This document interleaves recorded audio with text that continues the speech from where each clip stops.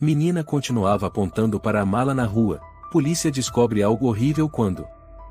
Na Praça da Sé, em um canto mais afastado, havia uma menininha de aproximadamente 5 anos sentada encolhida em um banco de pedra. Seu rosto não expressava emoção, ela não chorava, nem fazia caretas ou sorria, apenas mantinha os olhos grandes e escuros fixos no vazio. Você está perdida, meu amor? Perguntou uma mulher de cabelos cacheados, que segurava um garotinho pela mão, ao se aproximar e se inclinar para falar com a menina. A criança permaneceu em silêncio. Continuava sentada, abraçada com força a um ursinho de pelúcia cinza. Que esquisito! Essa menina está aqui desde cedo, murmurou a mulher, pegando o celular do bolso. Vou ligar para a polícia, tá bom? Menos de 10 minutos depois, uma viatura da Polícia de São Paulo parou próxima à praça. A tenente Clara Mendes, policial de cerca de 30 anos, baixa e de olhar atento, desceu do carro rapidamente. Onde está a criança? Perguntou Clara, observando atentamente o entorno. Está ali, naquele banco perto da estátua de bronze, respondeu a mulher cacheada. Ela não diz uma palavra, nem chora, e mais está ali faz horas. Achei melhor avisar. Clara fez um gesto afirmativo com a cabeça e caminhou devagar até a menina. Estava sem o uniforme completo, apenas com o distintivo preso ao cinto, para não assustar a garotinha. Quando chegou a cerca de 2 metros, falou com doçura. Oi, princesa. Está esperando alguém? A menina levantou os olhos.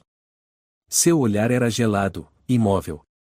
Observou Clara em silêncio, como se estivesse decidindo se valia a pena responder ou não. Depois de um tempo, sua voz soou, clara e calma, de um jeito que fez Clara se arrepiar.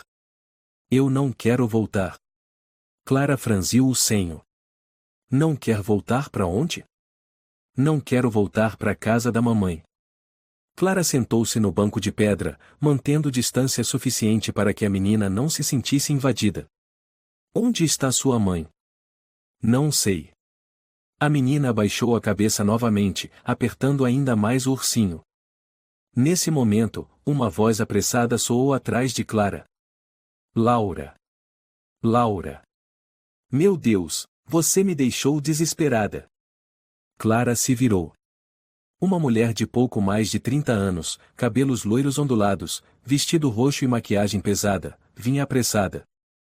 Eu sou a mãe dela, disse a mulher, ofegante, tentando soar gentil.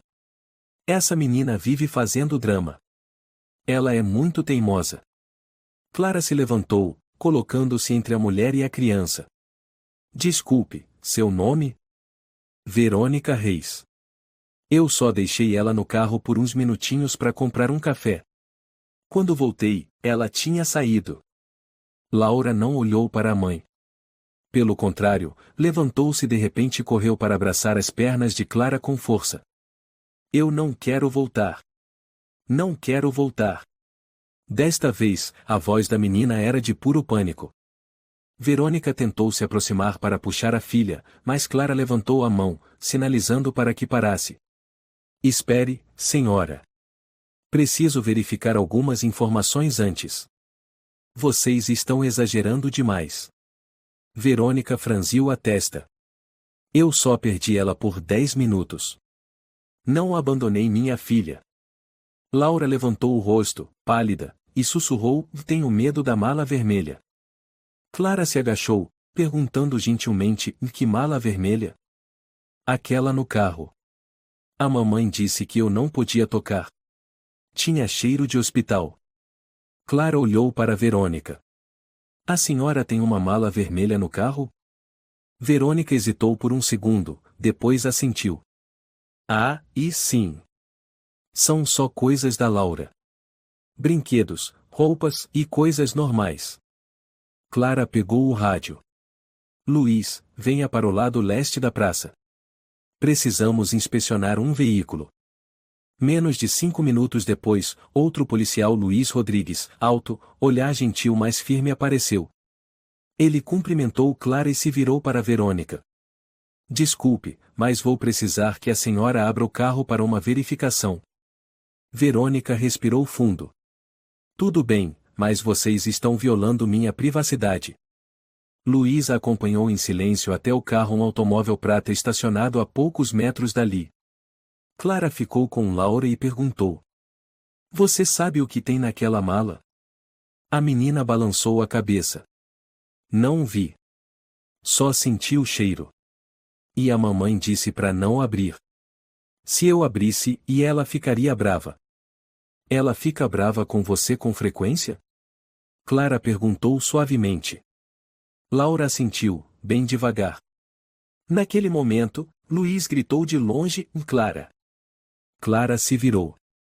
Luiz levantava uma mala vermelha, tipo de rodinhas, mas visivelmente desgastada. Clara olhou para Verônica.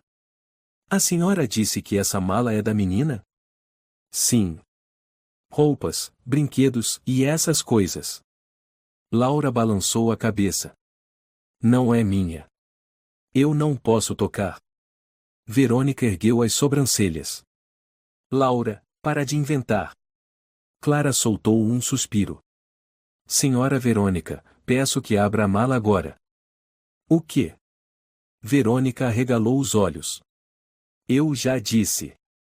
Não tem nada lá. Temos motivos para suspeitar. Se a senhora não cooperar, temos autorização para abrir à força. Verônica cerrou os punhos, o rosto tenso. Olhou para Clara com ódio nos olhos, mas finalmente tirou a chave da bolsa e foi até Luiz. Pode ver com seus próprios olhos. Ela resmungou, destrancando a mala com um clique. O ar pareceu congelar por um momento. Todos prenderam a respiração. Luiz abriu lentamente a tampa. Um cheiro forte de antisséptico invadiu o ambiente. Clara franziu o senho e se aproximou. Dentro não havia brinquedos ou roupas, mas uma pilha de lenços com manchas de sangue seco, tiras de tecido enroladas, uma seringa usada, um frasco de vidro sem rótulo, e um caderno de capa de couro marrom. Isso é coisa de criança? Clara perguntou friamente. É material de primeiros socorros. Eu sou psicóloga, sei lidar com emergências. Verônica respondeu rápido, com a voz tremendo. Laura abraçou Clara com força, sussurrando: Mamãe me amarrava com aquelas cordas. Luiz abriu o caderno. Dentro, várias anotações em tinta vermelha, como um diário com marcadores. Não pode chorar depois de 20 minutos. Silêncio é recompensa. Dia 4, sem comida para memorizar melhor. Jogo do silêncio 3 dias. Luiz fechou o caderno, pálido. Clara. Clara assentiu, aproximou-se de Verônica. Peço que permaneça em silêncio. A senhora está sendo investigada por suspeita de abuso infantil. Verônica se debateu: Vocês não entendem. Eu fiz isso para o bem dela. Estava treinando ela. Laura não olhou para a mãe. Enterrou o rosto no corpo de Clara, em silêncio. Atrás deles, uma voz masculina soou. O que está acontecendo aqui? Um homem de meia idade, brasileiro, camisa azul, se aproximou. Me chamo Eduardo, moro aqui perto, vi essa menina sentada sozinha desde a manhã. Luiz se virou para ele. O senhor confirma que ela estava aqui desde cedo? Sim, desde as 9 horas. Todos achavam que a mãe estava por perto, mas ela nunca voltou. Clara olhou para Verônica. A senhora sabe que deixar uma criança sozinha por mais de 1 hora em uma praça pública é crime? Verônica ficou em silêncio, pálida. Laura tremia. Clara se abaixou e a abraçou. Está tudo bem agora. Ninguém vai mais te obrigar a brincar de silêncio. Verônica foi levada para o lado. Luiz colocou luvas e começou a recolher as evidências da mala vermelha. Clara pegou Laura no colo. A menina não disse nada, apenas encostou a cabeça no ombro da policial, os olhos abertos mas vazios. Precisamos chamar o serviço de proteção à criança, Clara disse pelo rádio, com a voz baixa. E uma ambulância. Quero que a menina passe por avaliação médica o quanto antes. Entendido, respondeu Luiz. E o carro? Isolar e investigar tudo. Eduardo, o homem que morava perto, ainda observava de longe. Quando viu Clara se preparando para sair com Laura, se aproximou. Oficial, ele disse suavemente, se precisar de testemunha, estou à disposição. Eu vi o medo nos olhos dela, eu conheço aquele olhar. Clara parou. Já viu esse olhar antes? Sou professor aposentado, Eduardo assentiu. Já vi crianças em situações que nenhuma deveria viver. O olhar da Laura é o de quem já não acredita que merece ser ajudada. Clara apertou os lábios. Obrigada. Entraremos em contato. A ambulância chegou antes do esperado. Uma enfermeira jovem, de cabelos castanhos e olhar calmo, chamada Isabel, se aproximou e recebeu Laura dos braços de Clara. Está tudo bem, querida? Isabel perguntou com a voz mais suave possível. Laura não respondeu, apenas olhou para o teto da ambulância enquanto era colocada em uma maca infantil. Vamos levá-la ao centro pediátrico do hospital, disse Isabel para Clara. A senhora vem conosco? Sim. Luiz, cuide da cena. Leve Verônica à delegacia. Ninguém deve se aproximar dela até que o promotor dê autorização. Luiz assentiu, com olhar frio. Pode deixar. Uma mãe de verdade nunca deixaria a filha sozinha numa praça assim. A ambulância partiu. Clara sentou ao lado de Laura, segurando sua mão durante todo o caminho. Seu coração apertado não por não estar acostumada com casos assim, mas porque no olhar da menina, Clara viu algo claro. Laura havia aprendido que o silêncio era uma forma de viver. No hospital, Laura foi levada a um quarto separado para exames preliminares. Clara aguardava do lado de fora com Isabel. Alguma anormalidade? Clara perguntou. Isabel assentiu, a voz grave, ainda não terminamos, mas já identificamos hematomas antigos nos braços e no quadril. Pequenos arranhões nos pulsos, sinais de amarração prolongada. E sinais leves de desnutrição. Meu Deus, Clara suspirou. Ela disse algo? Não. Apenas olhou para a janela. Quando ofereci um biscoito, ela pegou e depois colocou de volta. Parece que tem medo de ser punida por comer. Clara passou a mão na testa. Preciso que ela conte algo. Qualquer coisa. Algum tempo depois, o médico autorizou a entrada de Clara. O quarto era simples, branco, com uma cama, uma cadeira e algumas tintas sobre a mesa. Laura estava desenhando rabiscos, círculos vermelhos envolvendo uma pequena figura humana no centro. Clara sentou-se, sem dizer nada. Apenas observava o desenho. Depois de alguns minutos, perguntou suavemente. O que é esse desenho, querida? Laura hesitou. Eu desenhei a mala. A mala vermelha? Ela assentiu. E quem é a pessoa no meio? Laura sussurrou, sou eu. A mamãe disse que se eu gritasse, ela me colocaria dentro da mala. Clara tentou conter o tremor. Ela já fez isso de verdade? Não, mas me mandou entrar no armário. Tive que me encolher, ficar quietinha. Ela dizia que era o jogo do forte. Se eu chorasse, ela marcava ponto errado. Erro? Laura assentiu. Minha mãe tem um quadro. Cada vez que eu falo sem permissão, choro ou faço perguntas e ela marca um X vermelho.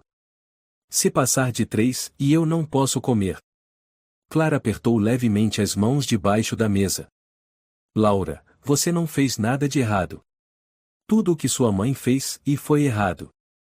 Laura mordeu o lábio. Uma lágrima desceu por seu rosto sem nenhum som de choro.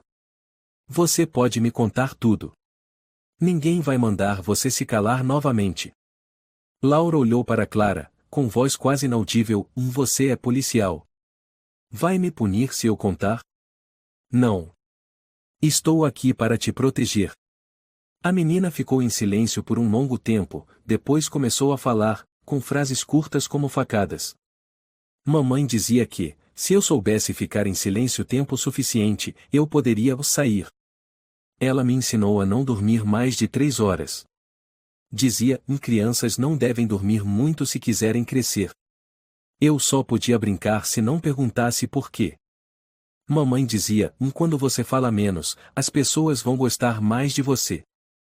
Toda noite, ela colocava uma gravação, você tem que ser forte, ninguém precisa de choro. Ela apagava a luz, trancava a porta, e dizia, parabéns, hoje você cumpriu a meta, ponto. O coração de Clara se apertou. Não era medo, mas uma raiva surda que subia célula por célula. Ela se sentou ao lado de Laura e a abraçou. Pela primeira vez, a menina não resistiu. Um bracinho pequeno lentamente envolveu Clara pelas costas. Do lado de fora da sala, Isabel esperava. Quando Clara saiu, a enfermeira disse: a menina precisa de internação para acompanhamento psicológico. Vou abrir o prontuário. Temos especialistas para esses casos. Clara assentiu.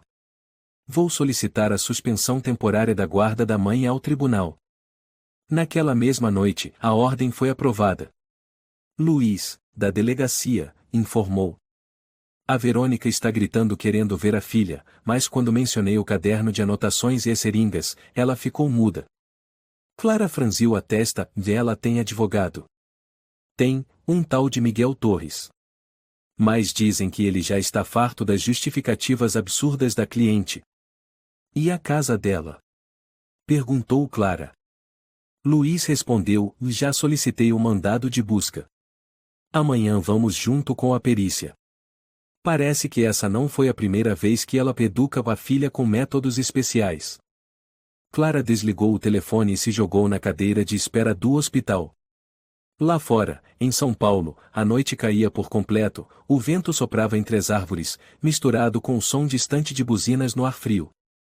Mas dentro de Clara, o que era mais frio que o vento era a verdade. Laura viveu seus primeiros 5 anos dentro de um sistema de tortura refinado disfarçado de educação. E dessa vez, ela jurou que não deixaria o caso ser abafado como há 2 anos. Na manhã seguinte, Clara estava diante do portão de ferro da casa de 3 andares de Verônica, no bairro Saúde. Acompanhada por Luiz e 2 peritos forenses. O mandado havia sido assinado digitalmente por um juiz de plantão na noite anterior, após ouvir todo o relatório do caso. Preparem as câmeras, gravem todo o processo, Clara ordenou. Luiz, você cuida do térreo. Eu subo para o quarto da Laura. A casa por dentro era o oposto do que parecia por fora. Limpa, organizada, mas fria. Paredes completamente brancas, nenhuma foto de família, nenhum brinquedo infantil na sala. Na estante, só livros sobre intervenção comportamental, disciplina sem lágrimas, e a análise psicológica de adolescentes. Se eu não soubesse do caso, pensaria que entrei num consultório de terapeuta, murmurou Luiz. Clara não respondeu. Subiu ao 2º andar e abriu a última porta à esquerda o quarto que Verônica dizia ser de Laura. Lá dentro, tudo causava arrepios. Não havia cama infantil. Apenas um colchão fino no chão, um cobertor dobrado, e uma pequena mesa de estudo sem cadeira. Na parede, um quadro branco com tópicos escritos. Não chorar por mais de 2 minutos. Não perguntar o porquê. Não sair do quarto sem permissão. Ficar em silêncio antes de contar até 10. Clara tirou o celular e fotografou cada linha. No canto da parede, discretamente escondida, havia uma pequena câmera do tipo monitoramento remoto. Luiz! Gritou Clara. Passos apressados subiram. Luiz entrou, olhou ao redor e exclamou, de merda. Preciso que você extraia todos os dados da câmera. E veja se há um HD. Luiz assentiu e saiu. Clara foi até outro canto um pequeno armário de plástico. Dentro, encontrou folhas rabiscadas como provas escolares. No topo, havia data, e abaixo colunas. Comportamento inadequado. Nível de perigo. Punição aplicada. Uma criança de 5 anos avaliada como criminosa. Clara desceu ao térreo, onde Luiz acabará de acessar o laptop de Verônica. Conectou um HD externo e começou a fazer backup. Tem algo? Perguntou Clara. Sim, Luiz apontou para a tela. Aqui está o diário digital. Clara leu. Fragmentos por dia. 15 em 3 a menina voltou a perguntar o porquê. 4 vezes em 2 horas. Intensificar fase de silêncio. 22 em 3 não cumpriu horário de sono. Punição, cortar lanche da tarde. Gravar o processo. 30 em 3 disse eu quero ir à escola como os outros. Delírio. Precisa de dissociação emocional. Clara, disse Luiz com voz rouca, ela não estava educando a menina. Estava treinando um animal com condicionamento forçado. Clara apertou os punhos. Tem algo nos e-mails pessoais? Luiz continuou a vasculhar. Tem. Aqui. Ele abriu uma troca de mensagens entre Verônica e uma organização chamada Pesquisa de Comportamento Infantil. Verônica, estou aplicando o modelo de controle nível 4 conforme o esboço. Mas a menina ainda não consegue ficar completamente em silêncio por 6 horas. Preciso de mais material de intervenção. Resposta da organização: não apoiamos nenhum tipo de coação psicológica em menores fora de terapias comprovadas. Recusamos apoio. Ela tentou obter apoio de uma organização, mas foi recusada, disse Luiz. E mesmo assim continuou abusando da menina. Clara recuou, respirou fundo. Luiz, entre em contato com a Secretaria da Saúde. Verifique o histórico profissional da Verônica. Em menos de 1 hora, chegou o retorno. Verônica foi assistente de clínica em Campinas, mas demitida 3 anos atrás por o comportamento inadequado com crianças, tendência ao controle extremo e causar confusão psicológica. Já devia, e alguém já devia ter impedido ela desde então, murmurou Clara. O telefone tocou. Era a doutora Isabel do hospital. Clara, a voz de Isabel tremia levemente, o psicólogo acabou de ver Laura. Ela desenhou. Não é a primeira vez, mas este é bem claro. Ela se desenhou amarrada dentro de um armário. Fora, a mãe sorria. Ao lado, uma frase rabiscada: preciso ficar quieta para ninguém ouvir um ponto. Clara fechou os olhos. Um suor frio escorreu pelas costas. Talvez eu precise solicitar prisão preventiva imediatamente, ela sussurrou. Luiz assentiu. Não é talvez. É certeza. Naquela tarde, na delegacia de São Paulo, Verônica foi levada à sala de interrogatório. Parecia outra pessoa. Sem maquiagem, sem vestido roxo, apenas um rosto pálido e olhos frios. O advogado Miguel Torres sentou-se ao lado dela, organizando os papéis. Minha cliente responderá dentro dos limites legais. Clara ligou o notebook, projetou imagens do quarto de Laura, do colchão, o quadro de regras, a câmera, os cadernos. Verônica apenas deu um sorriso de canto. Já disse, é terapia comportamental. Crianças precisam de disciplina. Eu não bati nela. Não precisa bater para destruir uma criança, disse Clara, sem piscar. Sabe o que acontece com o sistema nervoso de uma criança de 5 anos quando ela é isolada, privada de interação social e controle total das emoções? Verônica ficou em silêncio. Luiz completou: temos os e-mails que você enviou à pesquisa de comportamento infantil, onde fala claramente do método de controle absoluto, fazer a criança ficar em silêncio por 6 horas, cortar comida, se perguntar por quê. Miguel interrompeu: ainda não vi nenhuma acusação formal nesse arquivo. Clara olhou para ele. Vai ver. Em menos de 24 horas, o Ministério Público terá uma denúncia oficial: abuso sistemático de menor, ameaça à saúde mental infantil, destruição intencional do desenvolvimento natural e violação de guarda suspensa desde 2021. Verônica levantou a cabeça. O quê? 2021? Clara assentiu. Não se lembra?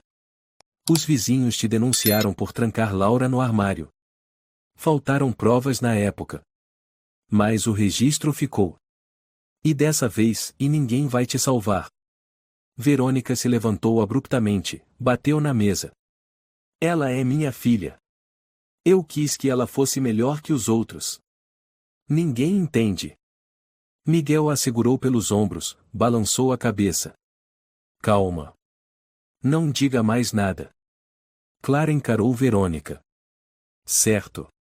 Você não precisa dizer mais nada. Laura já disse o suficiente. No corredor, Eduardo, o vizinho que viu Laura sozinha na praça, estava sentado esperando. Quando Clara saiu, ele se levantou. Quer que eu testemunhe? Clara sorriu, exausta. Não precisa, senhor Eduardo. Mas obrigado. Obrigado por não ter virado as costas. No Tribunal de Justiça do São Paulo, naquela manhã não havia muita gente, mas o ambiente na sala de audiências era especialmente pesado. Era uma sessão emergencial a pedido do Ministério Público para avaliar a responsabilidade criminal preliminar de Verônica Reis pelo abuso infantil. Clara entrou, segurando uma pasta bem organizada com todos os documentos. Ela procurou com os olhos por Laura, que estava acompanhada por uma advogada de defesa da infância e 2 assistentes sociais. A menina estava quieta, cabelo preso, suéter branco, mãos entrelaçadas no colo. Clara se aproximou e sentou-se ao lado. Oi, querida, disse suavemente. Laura levantou os olhos. Você é a pessoa com a chave que abriu meu quarto? Clara piscou. Por que você acha isso? Porque desde que você me pegou no colo, eu não fui mais trancada. Clara sorriu levemente, o coração apertado. Se for assim, e então sim, eu sou a pessoa com a chave. O juiz sentou-se na cadeira principal e bateu o martelo levemente. Damos início à audiência emergencial contra a ré Verônica Reis, por abuso, controle comportamental de menor e violação da guarda suspensa. A promotora Catarina Valente se levantou. Sua voz era firme e clara. Excelentíssimo juiz, apresentamos provas concretas de que a ré cometeu atos de tortura psicológica contra sua filha biológica, a menina Laura Reis, utilizando métodos de isolamento, intimidação e controle psicológico por, no mínimo, 2 anos. Entre eles, trancar a criança dentro de um armário, amarrar suas mãos, aplicar pressão emocional com quadros de penalidades e gravações de comandos obrigatórios. O advogado de defesa, Miguel Torres, também se levantou, mantendo a calma. Excelência, a ré Verônica Reis não nega que aplicou intervenções comportamentais com sua filha. Contudo, isso não configura tortura, mas sim uma forma de educação individualizada com base em experiências pessoais e com o objetivo de melhorar o comportamento da criança. Catarina rebateu de imediato. Não existe nenhum método educacional que exija que uma criança de 5 anos ou permaneça em silêncio por 6 horas seguidas, ou que não possa chorar. Nenhum modelo pedagógico sério recomenda tirar a alimentação de uma criança por fazer perguntas como o porquê. Isso é opressão, não educação. O juiz assentiu. Vamos analisar com base nas provas. Solicito a apresentação do laudo médico. Um perito subiu ao púlpito. Segundo o relatório hospitalar, Laura Reis apresenta escoriações nos pulsos compatíveis com sinais de amarração prolongada.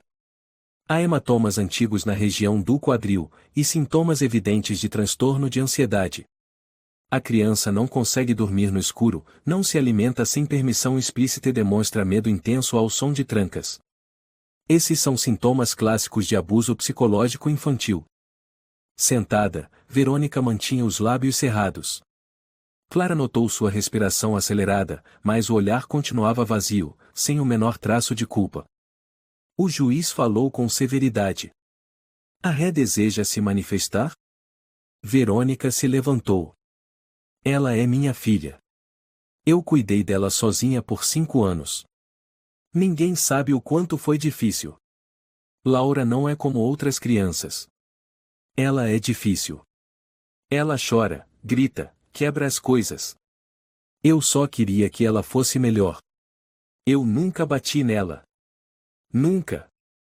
Então por que a senhora usava seringas velhas, gravava a frase "não pode chorar" e escrevia dezenas de ordens em cadernos?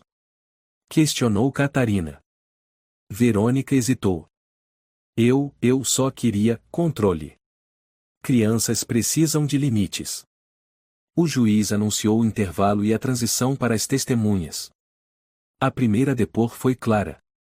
Ela relatou todo o processo, desde o encontro com Laura na praça até a descoberta da mala vermelha. As imagens da mala e dos objetos encontrados foram projetadas em uma tela grande, cordas, um pano com sangue, o caderno de comportamento.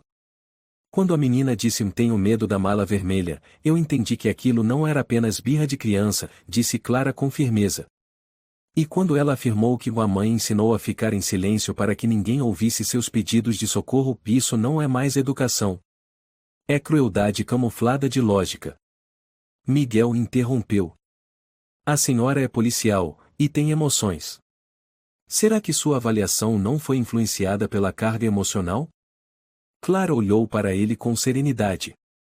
Sou policial, mas também sou alguém que já viu muitas crianças abandonadas pelo sistema. E eu não tenho mais forças para me calar quando uma criança é forçada a viver como um fantasma dentro da própria casa. A testemunha seguinte surpreendeu todos, Eduardo Moreira, o vizinho que havia denunciado. Laura era trancada no segundo andar. Eu já ouvi gritos vindos da janela. Bati a porta, mas Verônica sempre dizia, ela tem distúrbios, está em tratamento. Uma vez, vi a menina em pé na sacada por mais de 1 hora, sem casaco, em silêncio, imóvel. O juiz perguntou. O senhor chegou a acionar as autoridades? Liguei em 2021, respondeu Eduardo. Eles foram, mas não havia provas. Senti culpa por não ter feito mais. Mas desta vez, ao menos posso falar. A última testemunha a depor fez a sala ficar em silêncio, Laura, menina de 5 anos, sentada ao lado da advogada de defesa da infância. O juiz perguntou com voz acolhedora. Você quer contar algo ao tribunal, Laura? A menina hesitou. Olhou para Verônica, depois para Clara, que acenou com a cabeça em apoio. Laura sussurrou. Mamãe disse que se eu contasse, eu não teria mais ninguém. O que a mamãe costumava dizer para você? Perguntou a advogada infantil, suavemente. Laura engoliu em seco. Se eu não ficasse em silêncio, ela ia me transformar numa criança ruim. E ninguém ama crianças ruins. Um soluço escapou da garganta de alguém na sala. Clara olhou para o lado e viu Luiz com os punhos cerrados. Catarina declarou. Sem mais perguntas. O depoimento é suficiente para comprovar o abalo psicológico grave. Verônica se levantou abruptamente, gritando. Ela é minha filha. É meu sangue. Vocês não têm o direito de tirá-la de mim. O juiz bateu o martelo. Ordem no tribunal. Ré, sente-se. Uma criança deve obedecer à mãe. Ninguém entende o quanto me esforcei. Eu não fiz nada errado. Eu só. Basta. Clara se levantou. Você não fez nada errado? Então por que uma criança de 5 anos precisa aprender a não chorar? Por que ela pergunta, e se eu contar, vou ser punida? Verônica caiu sentada, o rosto retorcido. Os olhos vermelhos, mas sem derramar uma lágrima sequer. Por fim, o juiz declarou. Após análise dos testemunhos, provas materiais, laudos periciais e histórico da ré, este tribunal decide suspensão imediata de todos os direitos de guarda de Verônica Reis, transferência provisória de Laura Reis para o Centro de Proteção à Criança da cidade, e abertura do processo criminal formal contra a ré por abuso sistemático de menor. A audiência preliminar ocorrerá em até 30 dias. O som do martelo ecoou. O silêncio reinou na sala, rompido apenas pelo farfalhar de papéis e suspiros de alívio. Clara olhou para Laura e sorriu. A menina retribuiu pela primeira vez com um sorriso tímido, mas verdadeiro. Na clínica psicológica do Hospital de São Paulo, sob a luz suave e amarela, Laura foi acomodada em um quarto particular. Cama macia, paredes decoradas com nuvens e uma pequena mesa com lápis coloridos. Mas nos 3 primeiros dias, ela não tocou em nada. Sentava na cama, abraçando o urso de pelúcia, olhando pela janela. Cada vez que uma enfermeira entrava, Laura se encolhia. Clara chegou no 4º dia. Não usava uniforme. Levava um gibi e um pacote de biscoitos. Luiz a acompanhava, mas ficou no corredor. Quer ouvir uma história? Clara sentou numa cadeira, a uma distância confortável da cama. Laura balançou a cabeça. Tudo bem, Clara sorriu.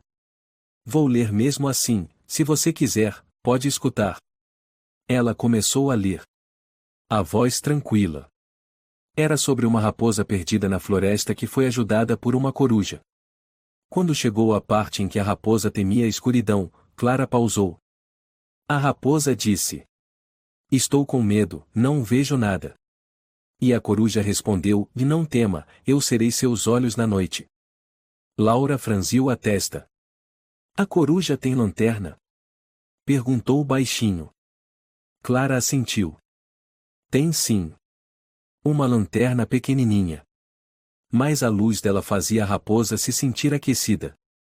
Laura ficou em silêncio por alguns segundos e disse: Eu também tenho medo do escuro. Clara assentiu. Eu entendo. Mas agora, você pode deixar a luz acesa a noite toda se quiser. Ninguém mais vai te obrigar a apagar. Laura olhou com desconfiança. É verdade? É sim. Você pode fazer tudo o que quiser, desde que se sinta segura. Enquanto isso, Luiz conversava com o diretor clínico Dr. Ricardo Oliveira, especialista em psicologia infantil. Ela apresenta sintomas de transtorno de estresse pós-traumático, disse Ricardo. Se assusta com barulhos de portas ou metais. E é extremamente sensível à luz vermelha. Luiz franziu o senho. Luz vermelha? Sim. Sempre que acendemos a luz vermelha do corredor usada para desinfecção, ela se encolhe e tapa os ouvidos. Acreditamos que Verônica usava a luz como sinal de punição. Luiz respirou fundo. Ela realmente planejou tudo. Ricardo folheou os relatórios. Do ponto de vista legal, precisamos de um parecer técnico para comprovar os efeitos duradouros. Estou finalizando o laudo.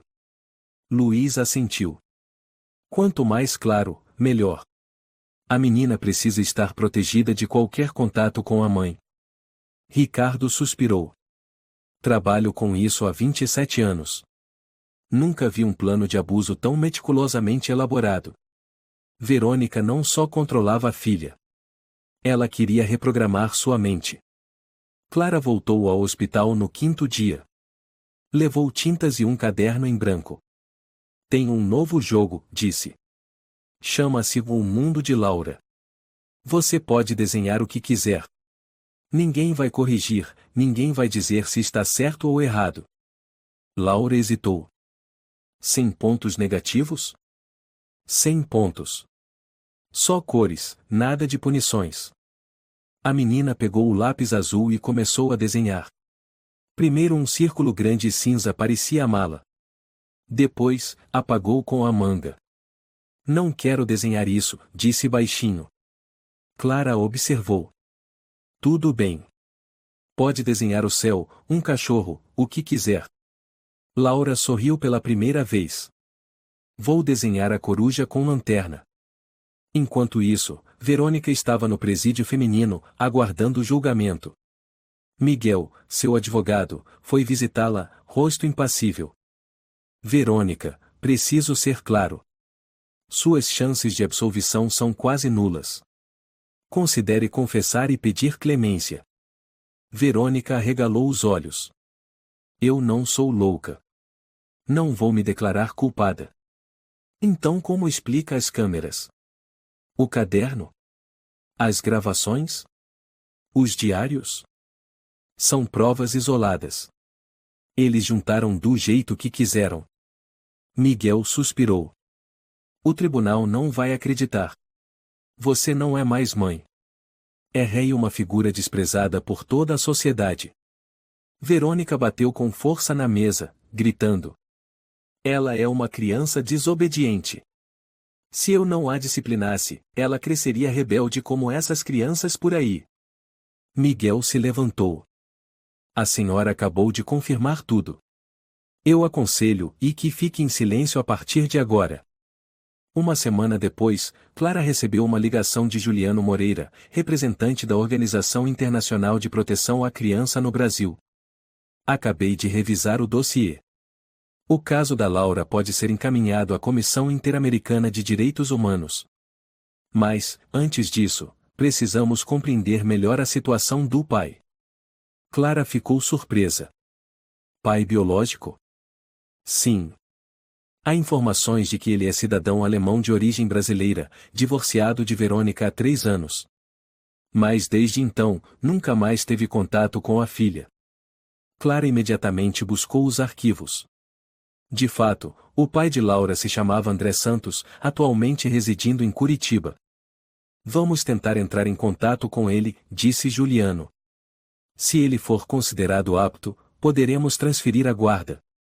A criança terá uma recuperação melhor se estiver com um parente consanguíneo adequado. Clara ficou imóvel por alguns segundos depois de desligar o telefone. Naquela tarde, ao voltar ao hospital, Clara encontrou Laura deitada na cama, abraçada ao seu caderno de desenhos. "O que você desenhou hoje?" perguntou Clara. Laura levantou o caderno. Um desenho simples, do céu, uma raposa e uma coruja voando. Nas garras da coruja, uma lanterna acesa. É a primeira vez que eu desenho o céu. Por quê? Clara sorriu levemente. Porque agora posso olhar para cima sem medo de ser punida. Clara ficou em silêncio. Ela passou a mão nos cabelos da menina. Laura, e talvez você vá conhecer alguém muito importante nos próximos dias. Quem, tia? Seu pai. Alguém que te amou muito. E que nunca te abandonou, mesmo que sua mãe tenha impedido. Laura piscou. Eu tenho um pai de verdade? Tem sim. E ele está vindo ao seu encontro. Naquela manhã, o clima em São Paulo estava surpreendentemente fresco. Clara esperava do lado de fora do aeroporto internacional, os olhos fixos no painel do voo recém-chegado de Curitiba. Ela havia organizado tudo desde os trâmites legais até a equipe de apoio para garantir que o primeiro encontro entre Laura e o pai ocorresse da forma mais tranquila possível. Luiz apareceu ao lado dela, ajustando o fone de ouvido. Ele trouxe toda a documentação necessária. Tem o teste de DNA, a cópia do divórcio. Verônica fez de tudo para manter a guarda e impediu completamente qualquer contato. Não é de se estranhar ele ter desaparecido dos registros por 3 anos. Temos imagens do passado deles juntos? Perguntou Clara. Luiz entregou uma foto do André Santos, cerca de 35 anos, cabelos castanhos claros, olhos cinza azulados, um sorriso suave, porém gentil. Era arquiteto. Depois do divórcio, voltou para Curitiba e passou a trabalhar como freelancer. Mas, na carta enviada à Agência de Proteção à Criança, ele escreveu claramente: "E nunca deixei de pensar na minha filha. Apenas não tinha como me aproximar dela." Clara sentiu, os olhos seguindo o fluxo de passageiros que saíam da alfândega. E então ela o viu alto, magro, o rosto pálido devido ao longo voo. André olhava ao redor, apertando as alças da mochila, apressando o passo ao ver Clara fazendo o sinal. "Senhora Mendes?" Ele perguntou em português com um leve sotaque alemão. "Sim. Eu sou a Clara. Obrigada por ter vindo." André assentiu. "Eu não podia deixar de vir. Assim que li o dossiê, e eu chorei. Nunca pensei que Verônica fosse tão longe." "Você está pronto para ver sua filha?" perguntou Clara. Ele olhou para baixo, os lábios trêmulos. "Tenho medo que ela não me reconheça. Ela era tão pequena quando nos separamos. Eu pensei que o tempo curaria, mas, e eu estava errado." No hospital, Laura desenhava na sala de terapia. Isabel, a enfermeira acompanhante, estava por perto, observando. Quando Clara bateu na porta e entrou, Laura sorriu. "Você voltou. E trouxe um amigo muito especial." Laura franziu ligeiramente o senho. "Quem?" André entrou. Parou na porta. A sala ficou em silêncio absoluto. Laura olhou fixamente para o homem estranho. Seu rosto não mostrava reação clara, apenas um tipo de silêncio e defensivo. "Olá, minha filha", André disse baixinho, a mão tremendo. "Você se lembra do papai?" Laura permaneceu sentada. "Meu nome é André." Eu costumava te embalar para dormir, cantar para você aquela música. Estrelinha, onde você está? Você ainda nem andava, mas sempre ria alto quando eu cantava. Clara observou Laura. Os olhos da menina estremeceram. Eu conheço essa música. Laura disse. André sentou-se, sem se aproximar, apenas colocou uma bolsa de tecido à sua frente. Eu trouxe um presente. Não para comprar seu carinho. Só, e é a única coisa que guardei desde que nos separamos. Ele tirou de dentro uma coruja de tricô, cinza chumbo, com olhos grandes e negros. Laura ficou paralisada. Isso. Ela gaguejou. Eu tinha uma igual. Mamãe disse que estava quebrada e jogou fora. André apertou os lábios. Sua mãe pegou quando nos separamos. Tentei recuperar. Não consegui. Laura abaixou a cabeça, segurando a coruja. Depois, muito lentamente, ela se aproximou de André e colocou a mãozinha no joelho dele. Canta. André não acreditava no que ouvia. Chorando, colocou a mão sobre a dela. Estrelinha, onde você está? Papai se pergunta se você lembra de mim. A voz dele embargava, trêmula, mas ele continuou. Laura não chorou. Apenas fechou os olhos, encostando-se no homem estranho que, de repente, ela confiava mais do que em qualquer outro. Ao mesmo tempo, na prisão, Verônica era interrogada novamente pela promotora Catarina Valente. A segunda audiência visava esclarecer os motivos e se houve tortura intencional. A senhora não tem licença para atuar como psicóloga. Por que aplicou terapia comportamental na sua filha? Catarina perguntou, sem desviar os olhos dos documentos. Porque eu a conheço melhor do que ninguém. Eu sou a mãe. Acha que toda mãe tem o direito de transformar o quarto da filha em uma câmara de tortura? Verônica riu secamente. Eu não torturei. Eu controlei. Ela era fraca. Não sabia se adaptar. Eu precisei ensiná-la a ficar calada, a aguentar. E chama de educação obrigar a filha a dormir no chão e deixá-la sem comida se ela chorasse? Verônica ficou em silêncio por alguns segundos. Depois, riu. Pelo menos ela não morreu. Está viva. Isso significa que fiz o certo. Catarina respondeu com frieza. Não. A senhora só não matou o corpo. Mas matou a alma dela, dia após dia.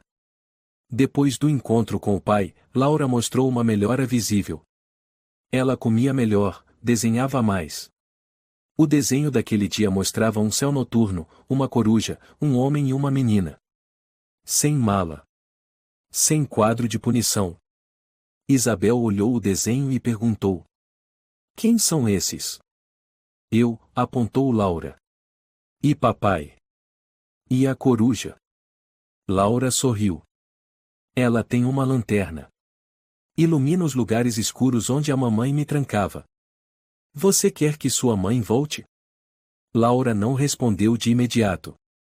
Depois de um tempo, sussurrou. Mamãe dizia que eu era defeituosa. Mas papai disse que sou o melhor presente. Isabel apertou o ombro da menina, os olhos marejados. Naquela noite, Clara chamou Luiz para a sacada do hospital. Aconteceu algo? Ele perguntou. Clara entregou uma cópia. A promotoria enviou a ordem oficial. Verônica será processada por 3 crimes: maus tratos sistemáticos contra a menor, danos psicológicos intencionais e obstrução do direito de contato legal. Luiz leu e assentiu. Já era a hora. E André já entrou com o pedido de guarda oficial. Amanhã o tribunal realiza a audiência. Luiz olhou para a janela do quarto de Laura. A luz amarela suave brilhava. Essa menina, e teve sorte de ter você, disse ele baixinho. Clara balançou a cabeça. Não. Ela teve sorte por ainda estar viva. E por ainda ser capaz de confiar outra vez. Em outro ponto da cidade, Verônica estava em cela solitária. Ela riscava marcas na parede. Os olhos vidrados, murmurava. 3 dias sem chorar. 2 dias sem gritar. Silêncio é bom. Silêncio é amor. Um guarda olhou de relance. A louca! Murmurou. A porta de aço se fechou com estrondo. Ninguém no presídio queria ouvir mais daquelas frases programadas.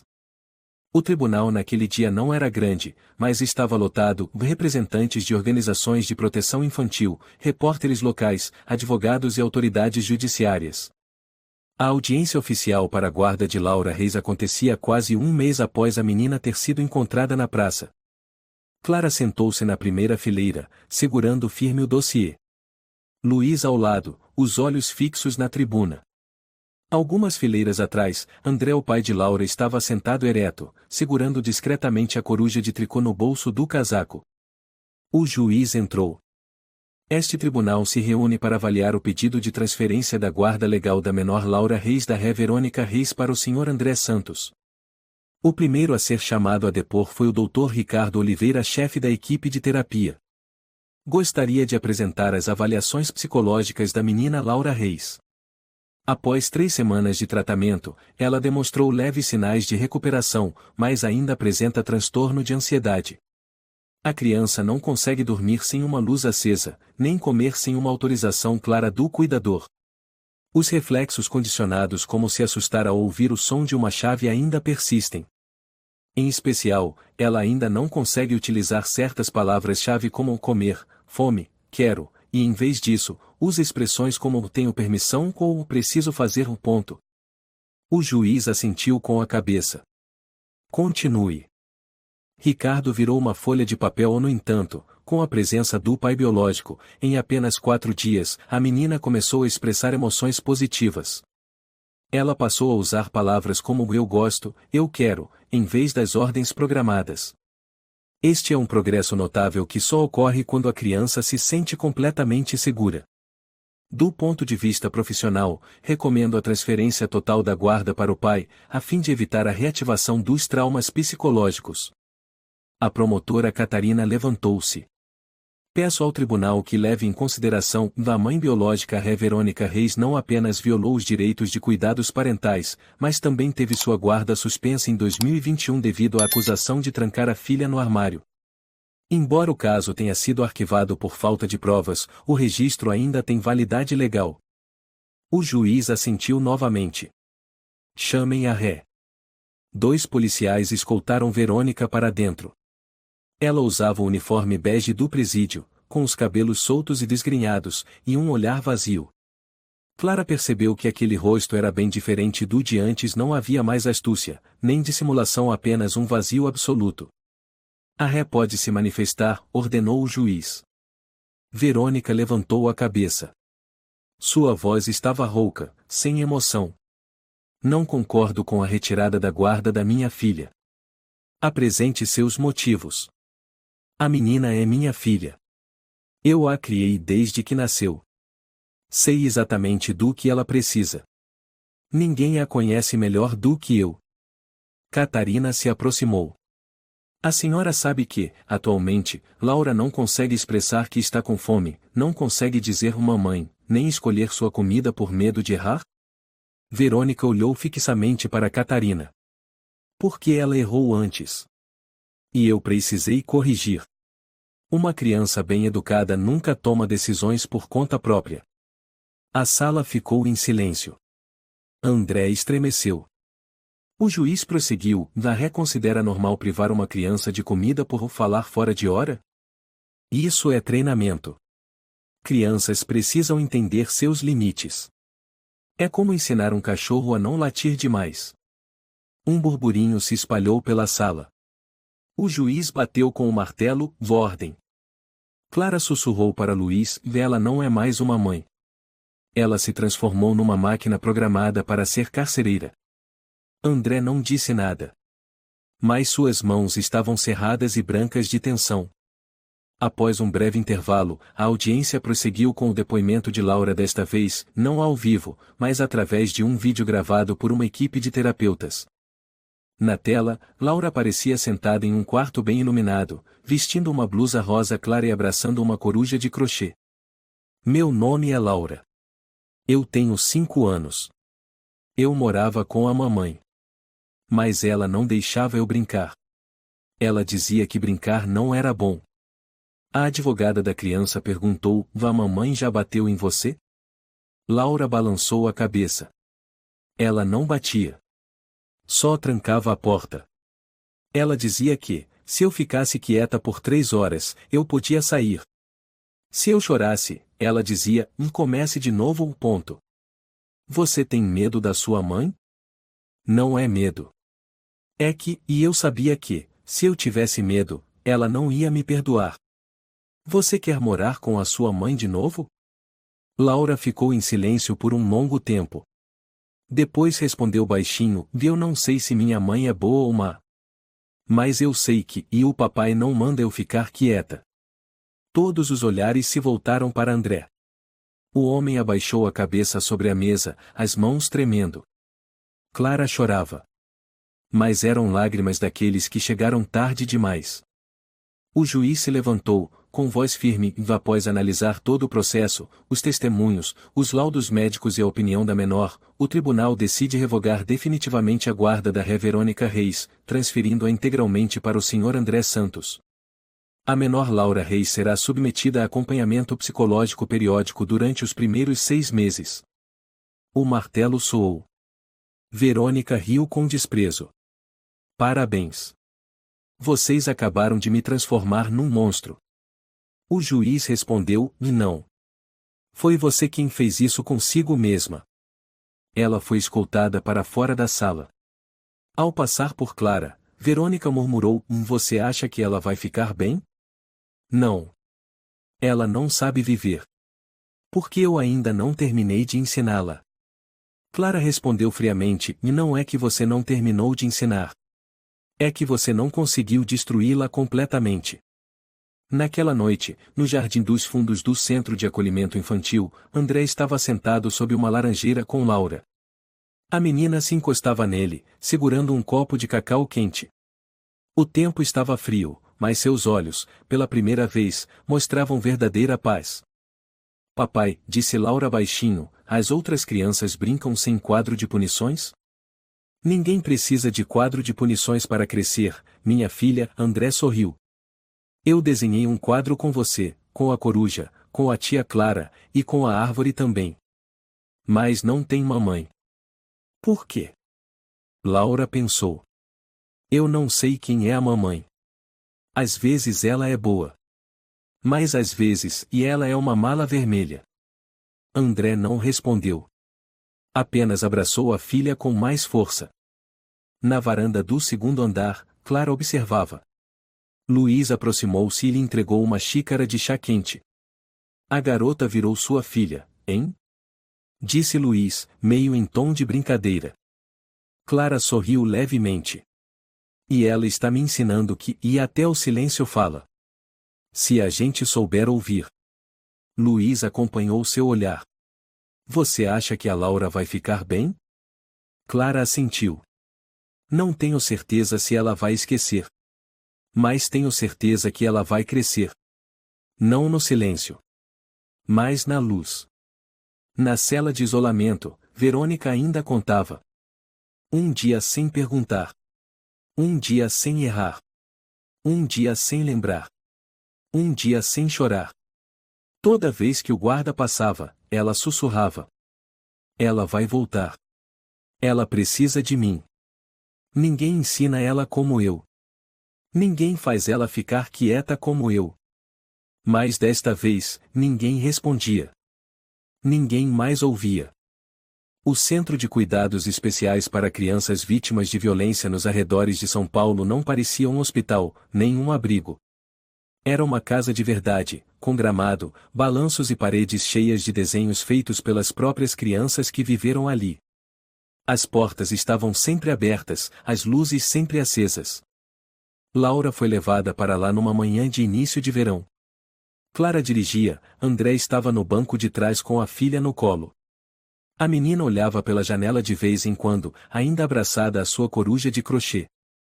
Chegamos, disse Clara quando o carro parou. O que você acha desse lugar? Laura não respondeu. Apenas olhou para a placa, vá à Casa das Estrelas. Uma mulher de meia idade veio recebê-los. Ela tinha cabelos grisalhos e um sorriso gentil, segurando um caderno pequeno. Sou Beatriz Martins, diretora do centro. Muito prazer em receber a Laura. A menina se escondeu atrás de André. Beatriz se abaixou até ficar na altura dela. Sabia que temos um cachorrinho aqui chamado Tinto? Ele tinha medo de barulho. No começo, ele não conseguia nem latir. Mas agora ele já pede comida, já brinca, e se deita sem pedir permissão. Laura levantou os olhos.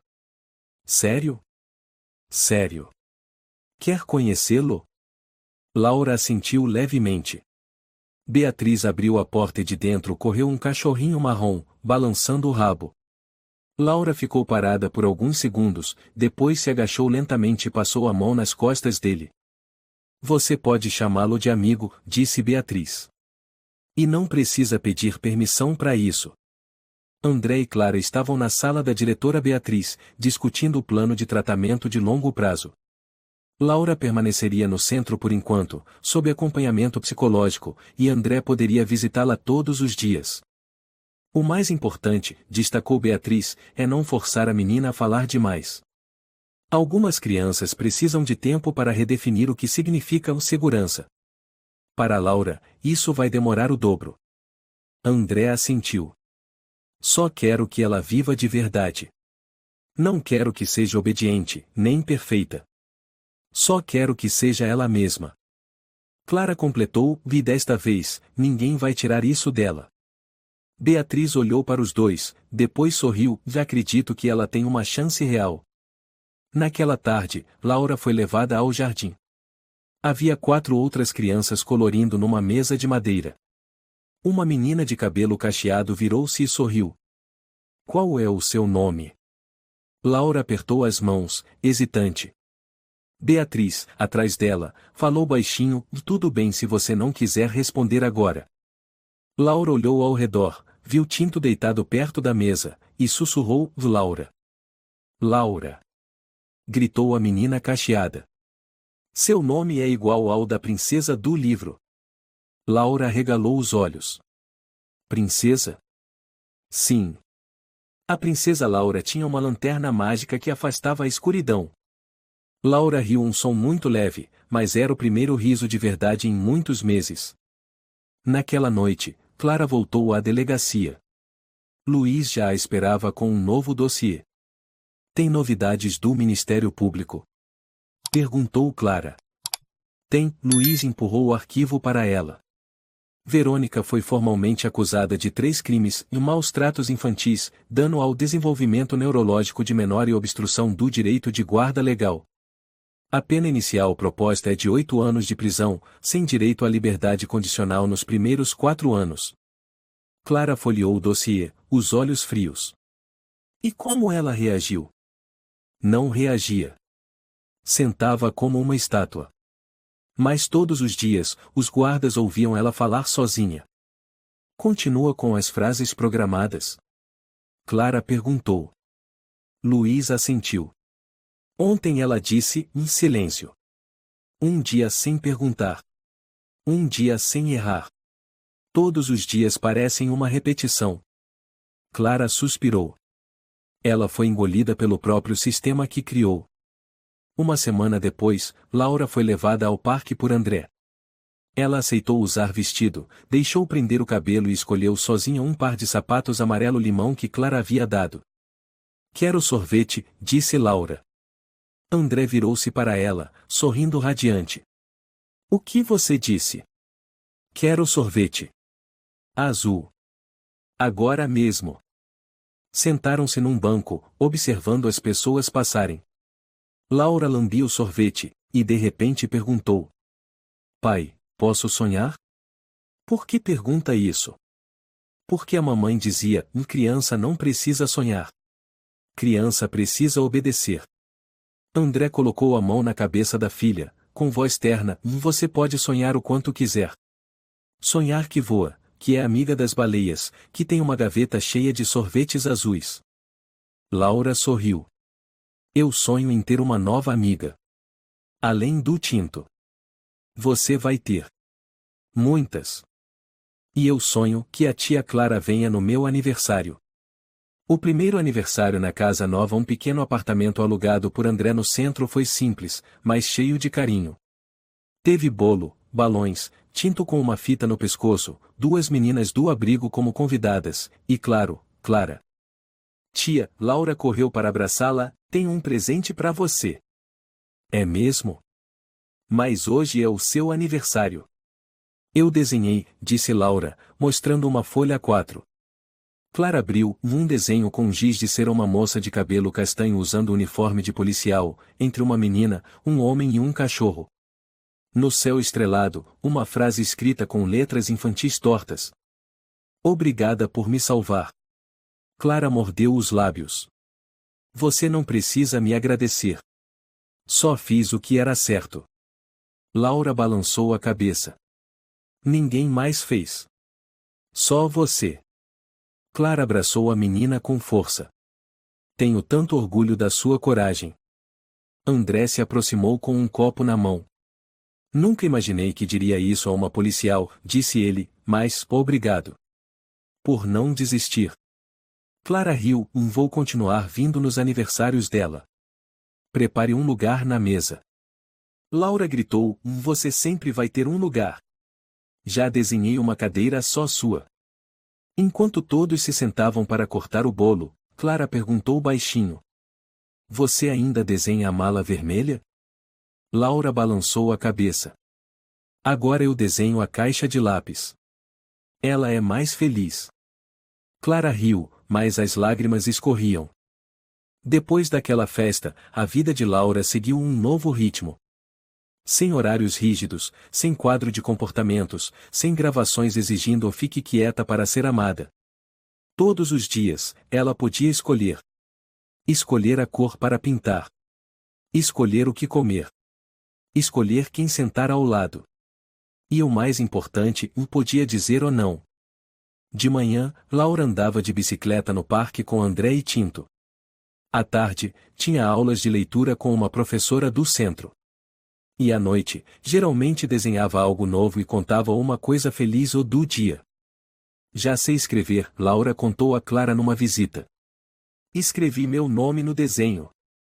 Clara pegou a folha, Laura corujinha corajosa. Olhou para André. Nome novo? André sorriu. Foi ela quem escolheu. Laura assentiu. Porque coruja tem luz. E eu também tenho luz. Algumas semanas depois, durante uma reunião interna na delegacia, Luiz entregou a Clara um novo documento, o tribunal emitiu a sentença final. Clara abriu rápido o arquivo. Em negrito, lia-se. Verônica Reis condenada a 8 anos de prisão, com obrigação de tratamento psicológico compulsório. Luiz disse, ela não recorreu. Mas a reação foi estranha. Como assim? Ela escreveu uma carta para Laura. 2 páginas.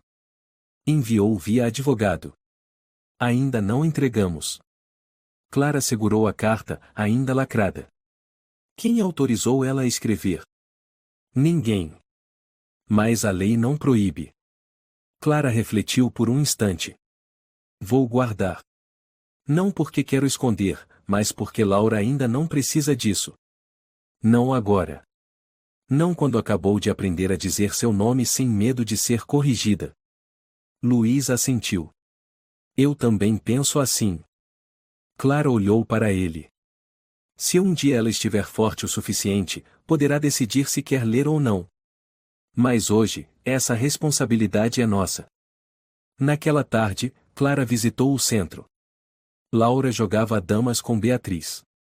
Ao vê-la, Laura gritou. Tia chegou. Você perdeu. Beatriz riu alto. Tia Clara, agora é sua vez de salvar a honra dos adultos. Clara sentou-se à mesa. Quem se atreve a enfrentar a princesa coruja? Laura balançou a cabeça, séria, agora sou coruja adulta. Sei voar à noite. Beatriz riu. Nunca vi alguém se recuperar tão rápido quanto ela. Clara perguntou, ainda tem pesadelos? Laura negou.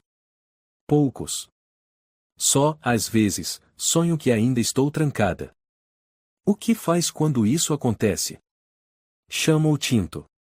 Ele late bem alto. Mamãe odiava latido. Clara ficou em silêncio por alguns segundos e então disse, sabe, hoje vim te contar uma coisa. Laura inclinou a cabeça. A pessoa que te machucou sua mãe não poderá mais se aproximar. O tribunal decidiu. Ela vai ficar longe, num lugar onde não pode mais te calar. Laura não reagiu de imediato. Abaixou a cabeça e acariciou as costas de Tinto. Depois de um tempo, disse, você está com raiva da mamãe? Clara hesitou. Sim. No começo, muita. Mas depois, fiquei triste. Por quê? Porque percebi que existem adultos que nunca aprenderam a amar do jeito certo. E por isso machucam os outros. Laura assentiu. Acho que a mamãe precisa reaprender. Eu também acho. Um mês depois, André recebeu a guarda definitiva de Laura. O pequeno apartamento foi trocado por uma casa nova com 2 quartos, um ateliê e um jardim com lavanda. Laura escolheu papel de parede com estrelas, abajur de coruja e cortinas lilás. No primeiro jantar na casa nova, Laura desenhava na mesa. André preparava espaguete, Tinto deitava debaixo da mesa, e Clara ainda visita frequente escolhia músicas no alto-falante Bluetooth. Você sabia, disse Clara, que sempre que ouço aquela música antiga, lembro do dia em que você chamou André de papai? Laura olhou para cima. Naquele dia achei que era só um sonho. E agora? Agora sei se eu quiser algo de verdade, preciso dizer. Clara sorriu. Isso mesmo. Laura olhou para André, pai, amanhã você me leva para cortar o cabelo? Claro. Vai querer curto ou comprido? Quero corte de coruja inteligente. Todos riram. Numa noite de outono, Clara recebeu um pacote pequeno na delegacia. Dentro, um desenho. Sem nome do remetente. Mas no verso, estava escrito claramente. Não preciso mais da mala vermelha. Tenho uma caixa de lápis.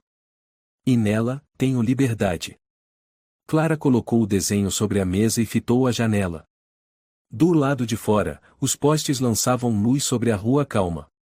Dentro dela, algo chegava ao fim, e algo novo começava a surgir. Certo dia, uma organização europeia de proteção à infância entrou em contato com Beatriz e Clara, sugerindo que Laura fizesse parte de um projeto especial chamado As Crianças que Sobreviveram. Cada criança teria uma pequena estátua em um parque central, representando a vitória sobre a escuridão. Como vai ser a sua estátua? Perguntou Beatriz. Você pode escolher, responderam. Laura pensou por alguns instantes e disse, quero uma coruja. Mas não de verdade. Uma coruja de papel. Porque a coruja de papel pode voar e se alguém soprar. No dia da cerimônia, a estátua da coruja de papel foi colocada bem no centro do jardim florido. Na base, lia-se: para aqueles que foram forçados ao silêncio. Agora é tempo de falar. André abraçava a filha, com Clara ao lado. Muitas outras pessoas, amigos recentes, outras crianças, adultos que um dia também se calaram, aplaudiram por muito tempo. Laura subiu ao palco com o microfone nas mãos. Sua voz era firme. Meu nome é Laura. Eu pensava que ficar calada era a única forma de ser amada. Mas agora eu sei, quem me ama de verdade quer me ouvir. Um dia, eu fui trancada dentro de uma mala. Mas agora, eu vou. O parque inteiro silenciou, não por obrigação, mas porque todos prestavam atenção. Laura abaixou os olhos e disse, obrigada por me salvar. Clara não segurou as lágrimas. André colocou a mão no ombro dela e murmurou, obrigado por ter ido até a praça naquele dia. Ela virou-se e respondeu com um leve aceno, se eu tivesse chegado uma hora depois, talvez tudo tivesse sido diferente. Mas você não chegou tarde, disse André. Chegou na hora certa. Como uma coruja iluminada. Clara sorriu, pela primeira vez em muitos meses, sentindo uma paz verdadeira. Em um dia qualquer, no jardim de casa, Laura abriu sua caixinha de madeira.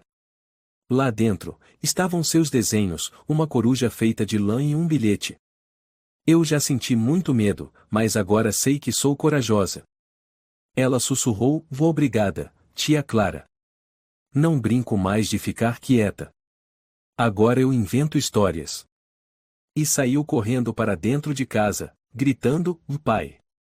Pai. Tenho uma história nova. André respondeu lá da cozinha, tô ouvindo, minha princesa coruja. E, dessa vez, ninguém mandou ela parar. Essa história é um lembrete poderoso de que o silêncio nem sempre é obediência, e que existem feridas que não sangram, mas permanecem por toda a vida. Uma criança precisa de amor, não de controle disfarçado de educação. Quando os adultos escolhem o silêncio diante da violência, o mal continua. Mas basta uma pessoa se levantar, estender a mão no instante certo, e toda a escuridão pode ser vencida. Ouvir uma criança não é apenas um dever, é um dos gestos mais nobres da humanidade. Se você gostou desta história, convidamos você a dar um like e se inscrever em nosso canal. Seu apoio nos motiva a continuar trazendo histórias comoventes quase todos os dias. Estamos muito agradecidos pelo seu apoio. Até breve.